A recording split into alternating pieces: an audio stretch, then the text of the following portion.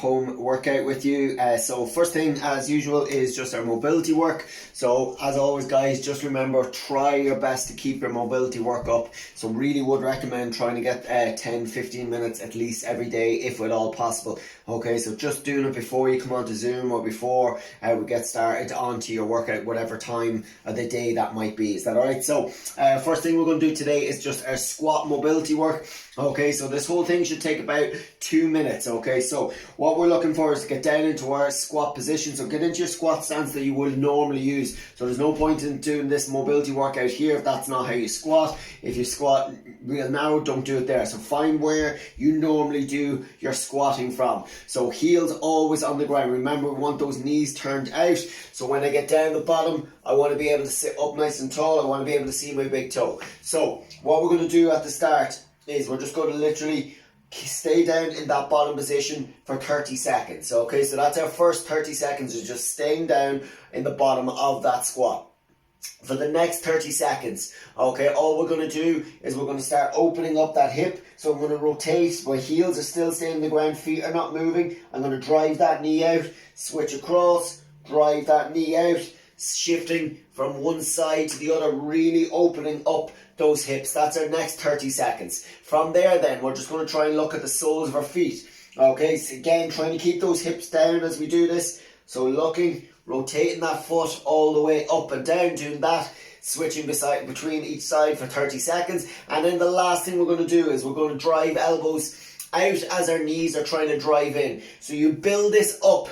Okay, so you build it up. So for the last maybe 5 to 10 seconds, it is max effort. So I'm just gradually pushing my elbows out as I'm pushing my knees in, not much pressure, building, building, building, and then for that last 5-10 seconds or so, it is max effort. We're driving knees in, elbows going out. Okay, so that should bring you up to your full 2 minutes. Is that okay? Just be careful coming up out of that. Obviously, you're just going to feel a little bit stiffer kind of than you normally would. After that, it's just a quad stretch. Again, loads of different variations with a quad stretch. So what we can do obviously is just standing if we have to. Okay, so we can just rest our hand on something if we have to as well. Okay, reaching foot behind, pull your 2 knees together, squeeze your glutes, tuck your pelvis under, and pushing that quad forward as I bring my heel, okay, all the way right in to my bum. Okay, if we have a bench or a table or anything, we can put one hand resting, knee onto the bench and leaning forward into it slightly. Make sure that body's in a nice straight line. Again, squeezing my glutes, tucking my pelvis under. Or we have just in the half kneeling position, reaching behind. Okay, hold on to something for a bit of balance. If you have to, pull that heel in towards your bum. Keep your hips in line. Okay, squeezing your glutes, tucking pelvis under. And then we're just going to rock forward into it. Okay, getting that nice big stretch all down the front of the quad. So whatever version you're doing, as always, we are just looking for about 30 seconds to 45 seconds on that, on each side. Okay, then our last thing we're going to do is a lying pec stretch. Okay, so again, we should all know this at this stage. Hands extended out to the side. We're going to do my left side. My palm stays facing down. I pull my right hand in. Okay, from there, I'm going to rotate my body, step my right foot all the way around. Okay, bring that hand in towards my shoulder, push it into the floor, and then push my chest forward. Is that okay? So we're getting a nice big stretch all from the shoulder coming down in towards the pec. So we're just going to hold that for 30 seconds. As usual, just go through that for about 3 rounds or so. Then today we've got a little bit of strength work. Okay, so straightforward stuff. We're going to do a pause goblet squat.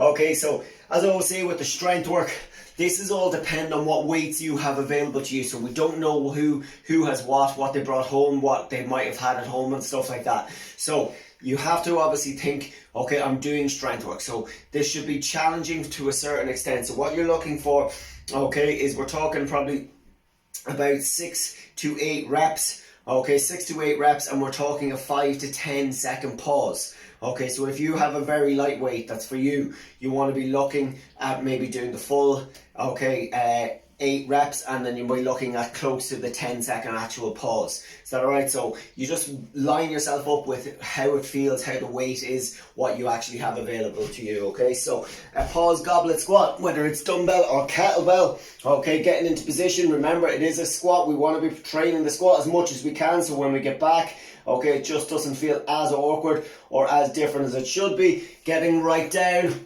staying down that bottom, okay, so this is comfortable enough for me. So with this weight, I would be looking to pause for 10 seconds. So staying right down, keeping that chest up, good position. Okay, so it'll be 3, 2, 1, and then driving all the way right up, keeping those knees out, dropping back down, pausing again for my 10 seconds, not allowing these knees to collapse in, so that's not where I should be. I should be there. I can see my big toe at the bottom of the squat, driving up, knees have stayed out the whole way through. Is that okay? Then after that, your second strength movement is an isometric lunge hold. Okay, again, we've done this a few times during lockdowns, kind of. Okay, so you can weight this up. You can make this a little bit more challenging. Okay, so the really higher kind of level of this would be actually to hold the weight up overhead, okay, while in this hold position. Or, okay, then we can go front rack or goblet, okay, or we can have something on our side. And then obviously it's just doing the body weight. Okay, so what we're going to do is step back into that reverse lunge position. Going to lower that knee to the ground. We're going to pause, so we're going to hold about an inch or so off the floor. Keep my hips in line, rib cage is down, squeezing my glutes, engaging my core, and I'm going to hold. Okay, so I'm going to hold in this position for between 20 and 30 seconds. Obviously, if I had weight overhead, it would be there, front rack position there, goblet here, or weight at my side. Okay, so it's just holding for that 20 to 30 seconds, bring my 2 feet together, standing up, switching over, and doing the same on the other side. Is that okay? So, looking at about 5 to 6 rounds of strength work. After that, into our Metcon. So, Metcon is 7 rounds for time, okay, on this one. So, 7 rounds for time.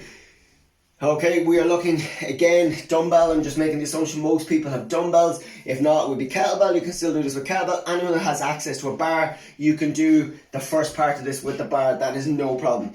Okay, so it is clean and press. Okay, so dumbbell clean and press is just what I'm going to reference it as. So it is dumbbell clean and press for 10 reps. Okay, so it's a dumbbell clean and press for 10 reps. Okay, so just for demonstration, I'm just going to use just the kettlebell. Okay, so we get into that hang position. We don't really need to be going all the way to the ground when we're using the dumbbell. So the hang position, up, okay, and then dip and press up overhead. Is that okay? So we can alternate, switch on the way down, whatever it is that you're comfortable with. Opposite side, okay, up, and we're doing 10 in total. Once you've the 10 done, it is down into mountain climbers. Okay, remember with mountain climbers, it is just a bit of a kind of a heart raiser. Okay, it's not massively the most technical kind of skilled movement in the world, but we still want to be doing it right. Okay, so it is getting down into that press up kind of position. Okay, not with my bum up in the air. Okay, we want to be down, body is nice and straight, squeezing my glutes. Okay, pelvis is tucked under. I bring my knee right in to my elbow. Arms are directly under my shoulders. Okay, extend all the way back out, in and out.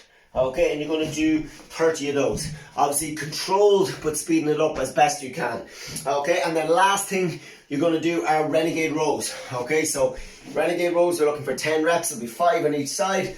Okay, if you only have one weight, you can do all 5 on one side. Then you can switch over and do 5 on the other side. That's okay if you have just one weight. But remember, when we are doing it, if you have one weight, just see this happening a lot of the time when people have just one weight. Okay, they'll get into a position, they'll row, and then it's just this little, they don't extend down as if the weight's going to touch the floor. Okay, which you would be doing if you had 2 weights. Does that make sense? Okay, so it is 7 rounds for time. 10 dumbbell clean and press, okay, 30 mountain climbers, and 10 renegade rows to finish. So 7 rounds for time. That's it, guys. Pretty straightforward. We are on Zoom tomorrow morning at 10.